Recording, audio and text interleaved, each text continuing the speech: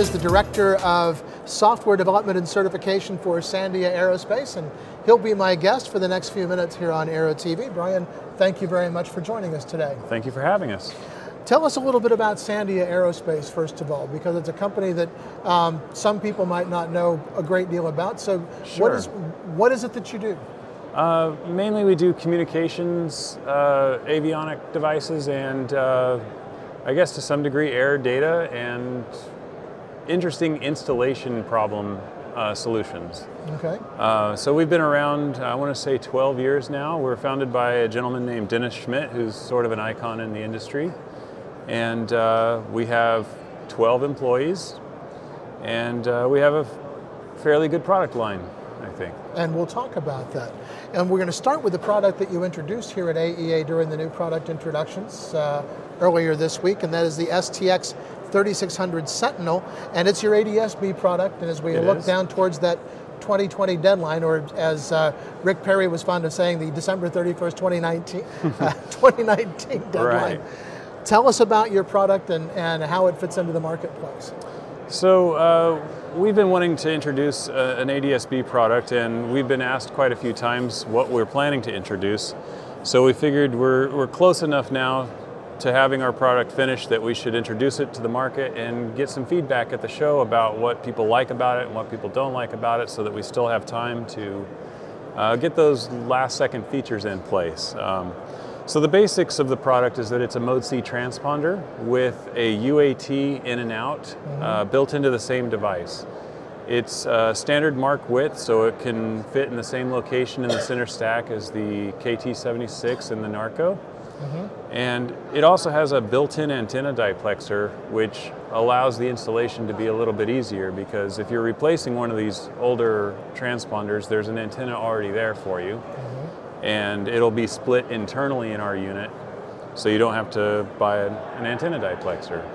When you look at the interface here, and I saw you demonstrating this over at your booth a little while ago, and it does have kind of a small screen for showing where the traffic is, where some of those things are. Are you finding that you're getting decent feedback from the folks who are looking at this and say, this is a big enough display for us to know, give us the situational awareness that we need? It is. We have an iPad set up next to it that's showing the traffic as well, so the people that have been at our booth can compare how it looks on our screen compared to a very large iPad. And it's easy to see the correlation that the iPad and the screen are showing the same thing, and there's a zoom function on our display that lets you zoom in and out. And there's also a panning function on our display, which lets you look behind you as well as in front of you. So since the display has got such a wide aspect ratio, it's kind of hard to put a full circle on it. So our solution to that was to be able to select the airplane and then scroll the airplane forward and backwards so that you can see in front of you or behind you. And you can sort of pick where you want to focus your attention. Other things about the traffic display, I'll keep talking about that. By all means. It has some built-in filtering features. So if you only want to see the traffic that's on the ground, you can choose that for while you're taxiing. And if you only want to see the traffic in the air, you can choose that, or you can choose to see both. I already mentioned that it has a range function, and it also has a, I'm not sure what to call it, but sort of the width of the hockey puck that you're including in your vision. So you can say plus or minus 2,000 feet. Right. You can filter based on that. And so it's a pretty functional situational awareness. I think we're calling it enhanced visual acquisition. So you can, it's not meant to replace real traffic awareness so much, but if you're trying to figure out where is an airplane out in front of me, you can look at this and get a good idea that it's 11 o'clock and it's 200 feet above me, or I'm sorry, that'd be pretty close. But yeah, you can figure out where the aircraft are nearby. Well, and when ATC comes on and says your traffic is a such and such at 11 o'clock, and you can then have a glance at this and get a really good indication where that airplane really is relative to your position. Yes, but I know a lot of people are using iPads, and we want to support that. So the product also has a Wi-Fi gateway. Okay. And all the data, all the FSBE data gets to the iPad, so you can see traffic and weather and METARs and NOTAMs and all the other wonderful data that UAT has to offer. And which of the companies are you partnering with for the iPad applications? We're working with WingX Pro at the moment. We have our compatibility built in for that. We're completely open to working with other companies that might be interested. Yeah. Now, you mentioned about the SAI 340 Quattro. This is a product that had been introduced something a little bit in the past, and it's airspeed attitude. It's sort of like the replacement for the 3-pack. Exactly. Is kind of what I'm getting from this. Exactly. We want it to be fully TSO'd so that it could replace the vacuum pumps and get a lot of weight off the aircraft and be a true standby indicator that is certified. We did introduce that last year, and we got a lot of great information at last year's AEA to say things like we needed speed tapes. People wanted millibars, and people had different panel tilt requirements than we expected. So introducing it last year was very useful for us to get the feedback on what features needed to be added. But we are late on getting this certified, and we've run into some issues that I think we will overcome. Meeting the TSO is a challenging thing. The MEMS parts that are going into these attitude indicators now are fairly inexpensive, and they're a challenge to get the accuracy requirements for the TSO met. Right. And part of our difficulty is that we're an unaided solution, and what that means is that we're not using GPS data to help our attitude solution, and even though it has air data built into it, we're also not using the air data aspect of our unit to help with the attitude indication. And part of the reason for that is we don't want to have dependencies on other devices, because if it's a true standby indicator, you want to be able to give the pilot accurate information in a total power failure. Right. So we don't want to have dependencies on other GPS, or we don't want to have a dependency on the pitot heater for air data. So we have a little bit more work to do, but I'm confident that we're on track to get there soon. Now, one of the things that you mentioned early on is that you are, in many ways, an air data company. Yes. And you have a legacy line of products that will help kind of compile all that data and get it out to the right places. So talk about some of these legacy products. Yes, we have a traditional air data computer. Our company actually now has 3 air data computers. The original one that we have is a standalone air data, and it's about the size of a bread box. We came out, I want to say, 3 or 4 years ago with a Mode C transponder, and that Mode C transponder had a built-in altitude encoder. So that was our second air data computer. Our SAI 340 has an air data computer that's about that big. You know, it's built into this board, and it's very tiny. So we've gotten a lot better at making smaller and smaller air data computers. And part of the 2020 mandate for all of the ADS-B solutions, they need a pressure altitude source. And so air data computers are still very useful. They're still giving more accurate altitude information than GPS are. So, when I stopped by your booth earlier, I heard you kind of speculating out about some things that you would like to be able to do with ground-based systems that would help make a non-WASP GPS almost as accurate as a WASP GPS. And Yes. it was interesting to me about kind of the way you were thinking about using ground-based information to bring that in. Are you at liberty to talk about that here a little bit? Because it was just interesting to me. I certainly can. Well, all right, yeah. So I was integrating GPS into our ADS-B solution, and any GPS I could get my hands on, I was going to try and see if I could get it to work and make sure that I have the ICDs, and we want to be compatible with everything we can. Right. And somebody handed me an old non-WAS GPS. So I decided, well, I'll see what I can do with that. And what I found was that the old non-WAS GPS don't have a pulse per second. Some of them don't. Mm-hmm. And one of the things you need to do UAT transmissions is a pulse per second. You need to know what time it is, and you need to know very, very accurately what time it is so that you can transmit and not corrupt other transmissions. They're all synchronized based on GPS time. And so without having this pulse per second input, it's hard to synchronize yourself with the UAT system. And what I realized was that I do actually know what time it is because the ground stations are synchronized with GPS, and other aircraft are synchronized with GPS. And I know exactly what time they transmitted their message, and I know what the speed of light is. So I can figure out what time it is based upon reception of messages from WAS certified sources. And I found that I could get to within 100 nanoseconds of the right answer, which is way better than you need per the spec. Which meant with a non-WAS GPS, I could transmit, not legally. This was a thought experiment, and I actually implemented it, but never truly transmitted into the system. But I could find the moment I needed to transmit more accurately than the spec required. I don't know that this is a useful thing that I did, but it was for you.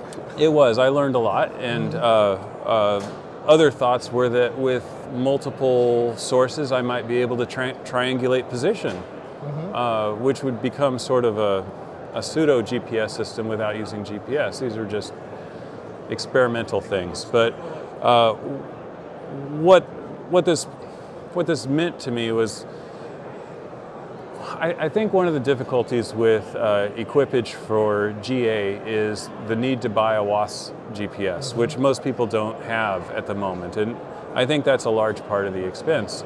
The reason I've been led to understand, and man, thanks for asking the question, the reason I've been led that we need WAS GPS is to get the accuracy requirements for wingtip to wingtip separation at large aircraft, or at large airports. And for GA, I don't know that wingtip to wingtip separation is a driving requirement. As critical as it might be in other situations. Yes, and so if I were to use a non-WAS GPS, I would be able to broadcast my position, but instead of saying I have an accuracy of 10 meters or 20 meters, I would have to say my accuracy would be something like 100 meters or 200 meters. I don't know that any of this is useful, but these are conversations we had in the office that were entertaining. So sometimes those are the most fun conversations that makes you think about things and makes you think about what's possible. Yeah. I want to come back to the because you said you were getting a lot of feedback on the STX 360. So let's come back to reality. Yes, thank you. And tell me about some of the things that you're hearing from the folks who are looking at this. What are they telling you they want? Let's see. There were two things in particular. They wanted audio alerts for traffic, which the unit doesn't currently have, and they wanted. What was the other thing? I have the notes. I kept notes, and I think the ideas they had were very good and things that we absolutely needed to include. I know what it was. It was 429 output to drive traffic displays that are really traffic displays. Sure. So we need to make sure those two features exist. And what else are you looking at that's not customer driven? What else is on your drawing board before you bring this product out to market? Well, right now it displays traffic and it displays METARs. We may want to add some of the other FISB textual products to it, but otherwise, we meet all the MOPs already, and so we need to start pushing the paperwork through as soon as we get the next round of hardware developed that matches this. So one of my friends when I was a little kid told me that if features were priced based on their usefulness, cup holders would be very expensive. And I think the same thing is true for USB power ports. We have conditioned power in our unit, and so we decided that we wanted to put a USB power port on the front, and we have USB power on the back that can be routed to its own independent port. So those are like simple little feature we can add. It's already there. It's a simple little feature that we think adds value, because I know a lot of people are using iPads, and I've heard that people carry multiple on board in case one runs out of juice, and we've got conditioned power. Why not provide it to them? Excellent. Well, we've kind of gone further afield probably than you expected when you sat down here. I did. But Brian, thank you very much for joining us today. Really appreciate you taking some time to come over and talk with us. And good luck with your products and kind of getting through all those regulatory hassles and procedures. I know that can always be a challenge, but we really appreciate you taking some time and hope you're having a good show. Oh, wonderful. Yes, thank you very much for your time. All right, thank you. That's Brian Gordon with Sandia Aerospace.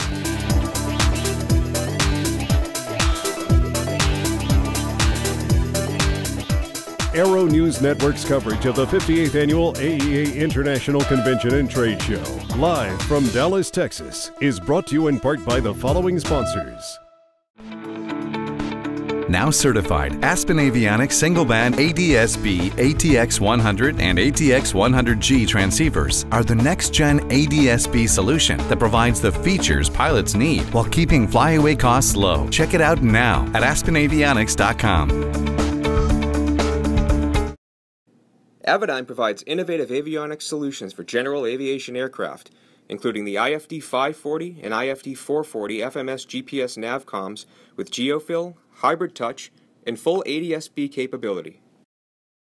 The KSN 770 is an affordable, WAS-enabled integrated MFD with a flexible hybrid user interface from Bendix King. Get your fingers on the 770's perfect blend of touchscreen and hard buttons. Easily control your GPS navigation, navcom, weather, traffic, and terrain in any condition. For more information, go to bendixking.com. The IntelliFlight 2100 digital flight control system is the perfect complement to today's integrated flight decks and is certified on the King Air and Conquest. It will now interface to a single EVIS and a mid-continent SAM 302 unit for a low-cost complete panel upgrade. Contact us at www.genesis-aerosystems.com.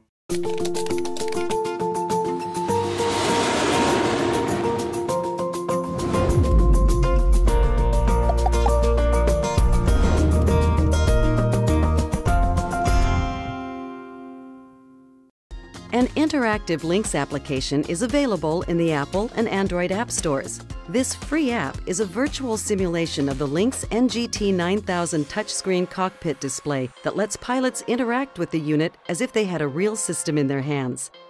The app covers the entire Lynx family of ADS-B products, including features and options to help customers decide which Lynx model is right for their needs. True Blue Power Advanced Lithium-Ion main-chip batteries feature proprietary nanophosphate technology. They deliver 3 times the energy density and are more than 40% lighter than lead-acid or NiCad alternatives. RTCA tested, FAA certified, available to OEMs today. NavWorks makes ADS-B affordable. Certified or experimental, NavWorks gives you high-quality next-gen avionics solutions that dramatically increase your situational awareness. Check us out now on the web at www.navworks.com. The debate is no longer about upgrading GA aircraft with NextGen, it's about financing it. The NextGen GA Fund is about doing just that. Find out more at www.nextgenfund.com.